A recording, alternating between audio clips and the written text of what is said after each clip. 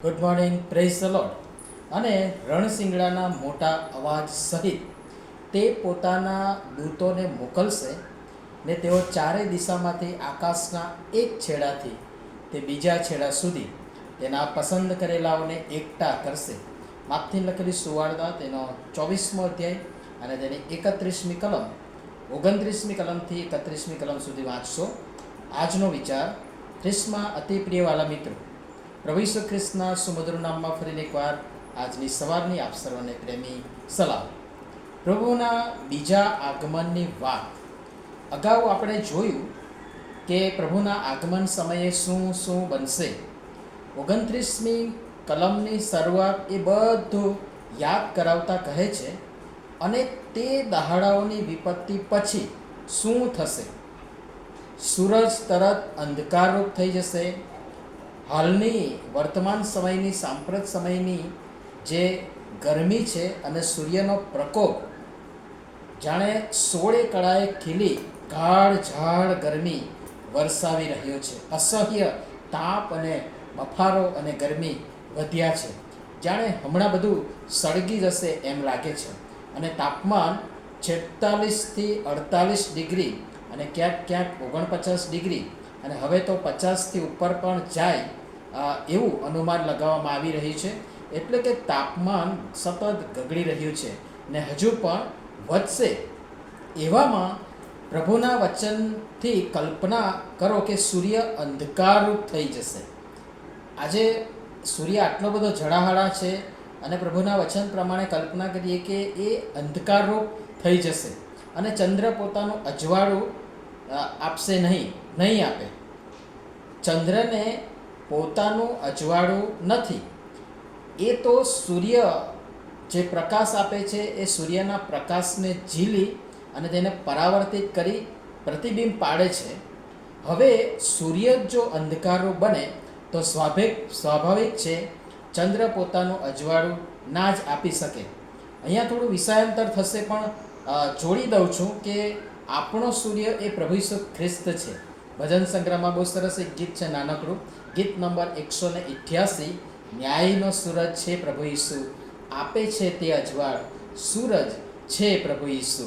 અને તેમનું અજવાળું પામી ચંદ્ર અને તારાઓ જેમ સૂર્યનો પ્રકાશ ઝીલીને પરાવર્તિત કરે છે, પ્રતિબિંબ પાડે છે, તેમ આપણે પણ પ્રભુ ઈસુ ખ્રિસ્ત જે આપણો સૂરજ છે એ સૂરજ પ્રભુ ઈસુ ખ્રિસ્ત રૂપી સૂરજનું અજવાળું ઝીલી અને એનું પ્રતિબિંબ આપણે પાડવાનું છે.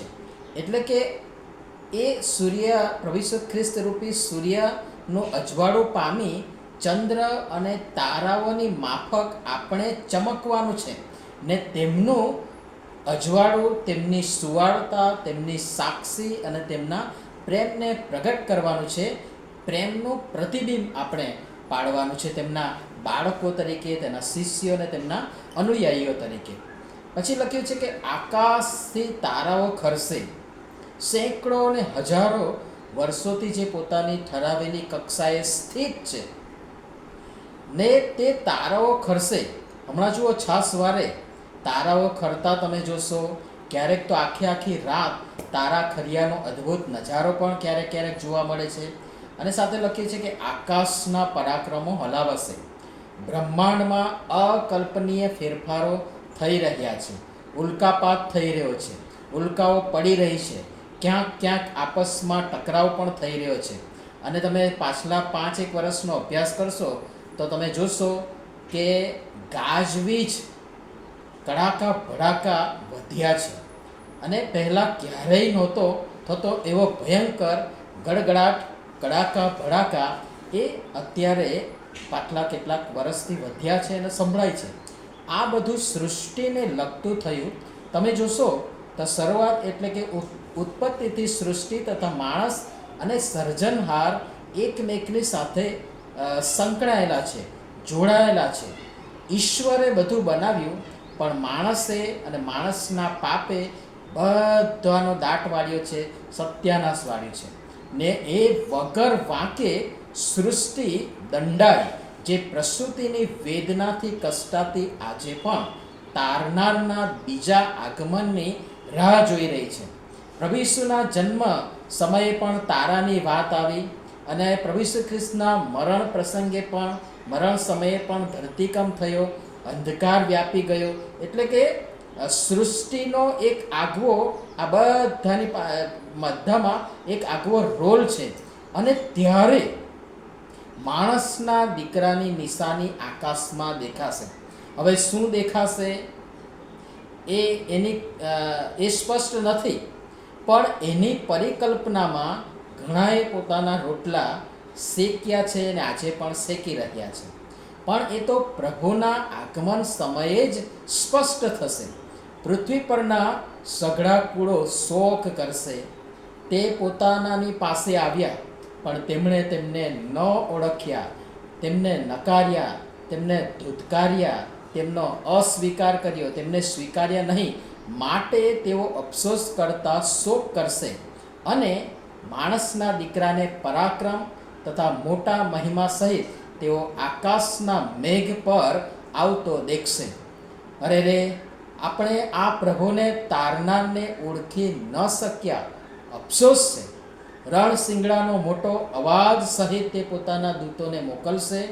તેઓ ચારે દિશામાંથી આકાશના એક છેડાથી બીજા છેડા સુધી તેના પસંદ કરેલાઓને એકઠા કરશે.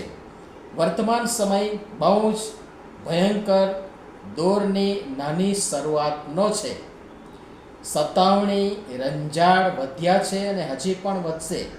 લોકો અહીં તહીં ભટકશે, અહીં તહીં થઈ જશે.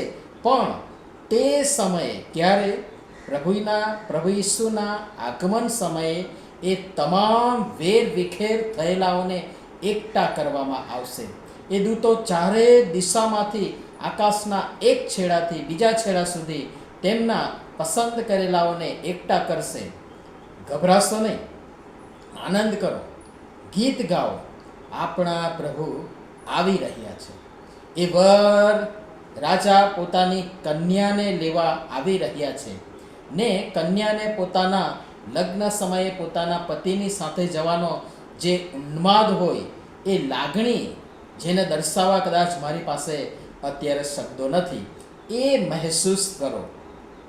એક સુંદર ગીત છે, आओगे जब तुम ओ साजना अंगना फूल खिलेंगे.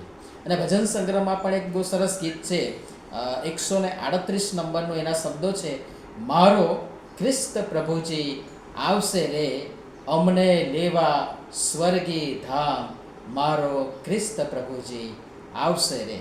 અને તેથી આવો આનંદથી ખ્રિસ્તને મળવાની અને તેમની સાથે જવાની અને સદાકાળ સાથે રહેવાની આપણે બધા સાથે મળીને તૈયારી કરીએ. અને પ્રભુ પિતા પરમેશ્વર પ્રભુ ઈસુ ખ્રિસ્તના આગમનને વધારવા માટે, તેમને મળવાના માટે, તેમને વધારવાને માટે, તેમના આગમનની તૈયારી કરવા માટે અને તેમને આનંદથી મળવાના માટેની તૈયારી કરવા માટે આપણ સર્વને તેમની સહાય અને મદદ કરો. આમીન. ધન્યવાદ.